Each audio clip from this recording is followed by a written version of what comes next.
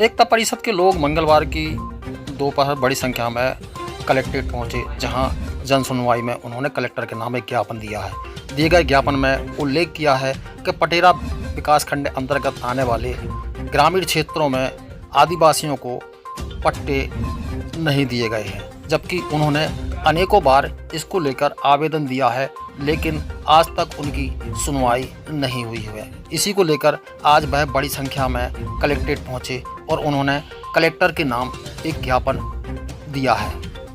इस संबंध में उन्होंने जानकारी देते हुए बताया। महंगवा से आए हैं और हम लोग महंगवा से आए हैं और महंगवा से आए हैं। हम वन अधिकार का पट्टा लेना चाहते हैं। अभी तक कोई भी जांच नहीं हुई है। कई बार हमने जो ज्ञापन सौंपे हैं और कई बार हमें स्वीकार करवाए हैं, अभी तक कोई सुनाई नहीं हुई और हमारी ज़मीन पे कब्जेवारी पे नर्सरी लगवा दी। करीब कितने वर्षों से परेशान हैं आप लोग? हमारे वही 2005 से लगे इस काम में। किसी ने किसी प्रकार की कोई सुनवाई नहीं की? सुनाई नहीं होती। जाते हैं कहीं पत्र लिख देते हैं, कोई कब्जा नहीं है। वो कब्जा मौका पर देखो जा कहाँ को कब्जा करें। जिस जगह आपका कब्जा हटाया जा रहा है, कितने समय से रह रहे हैं आप लोग? कब्जा तो अब हमारा जो नर्सरी लगी थी अपने वहाँ कितने समय लग गई थी? 2011 में।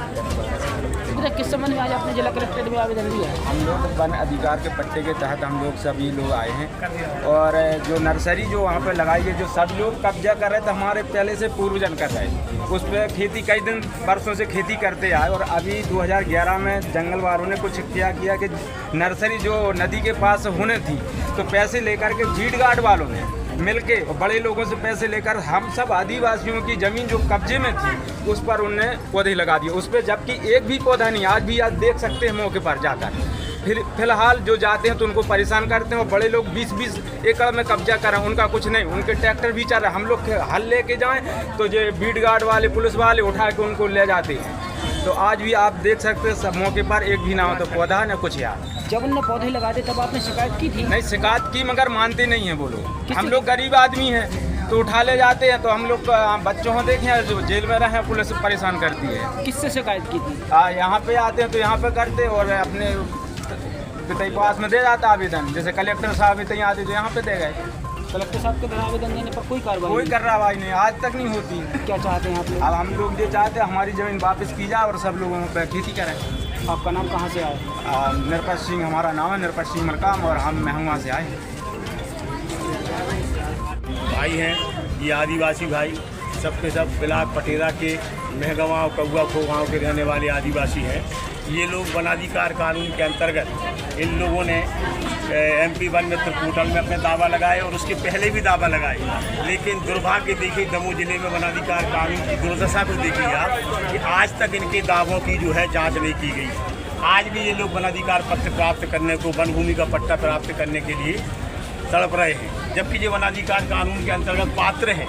लेकिन चूंकि इनकी जांच ही जब नहीं हो रही है तो उसका नतीजा आज ये है कि ये ठीक से खेती नहीं कर पा रहे हैं। वन विभाग के लोग जो है लगातार इनको ज़मीन से बेदखल करने का प्रयास कर रहे हैं। यहाँ तक कि कुछ हमारे वर्षों से काबिज आदिवासियों की ज़मीन पर इन लोगों ने नर्सरी भी लगा दी है। इस कारण से उनके सामने उनकी उधर कुर्सी का जो है खतरा पैदा हो गया है। तो मैं आपके चैनल के माध्यम से आज कलेक्टर साहब को ये अवगत कराने आया हूँ कि अभी भले संख्या आपको कम लग रही है, आने वाले दिनों में ये संख्या बढ़ेगी, क्योंकि दमोह जिले में वनाधिकार कानून की पूरी तरीके से धज्जियाँ उड़ा दी गई हैं। चारों तरफ आदिवासियों को बेदखल किया जा रहा है। नौरादेही अभ्यारण्य के नाम से, पन्ना टाइगर रिजर्व के नाम से तरह तरह की प्रताड़ना इस समय आदिवासी झेल रहे हैं। इसलिए एक बड़े आंदोलन की तरफ हम जाएंगे, लेकिन फिलहाल हम छोटे से ज्ञापन के माध्यम से कलेक्टर साहब से कहना चाहेंगे कि वनाधिकार कानून के तहत जो लोगों ने दावे लगाए हैं उनके विधिवत, सिर्फ महगमा और कौआ खो की बात नहीं है, पूरे दमोह जिले में जिन लोगों ने दावे लगाए हैं उनकी विधिवत ईमानदारी के साथ सूक्ष्मता से जांच की जाए।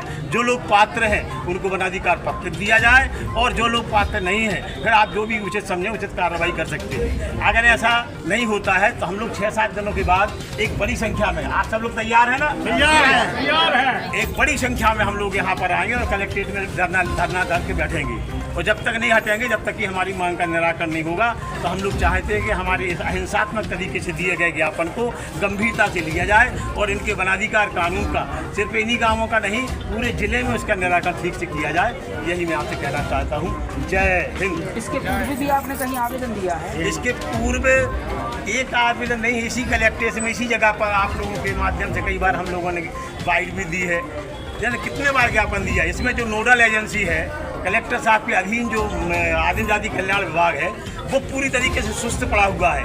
वहाँ उनकी आदिम जाति कल्याण विभाग की संयोजिका, उनका पूरा विभाग जिसको इस कानून का क्रियान्वयन करना है, उनको बिल्कुल भी इसके बारे में ज्ञान नहीं है।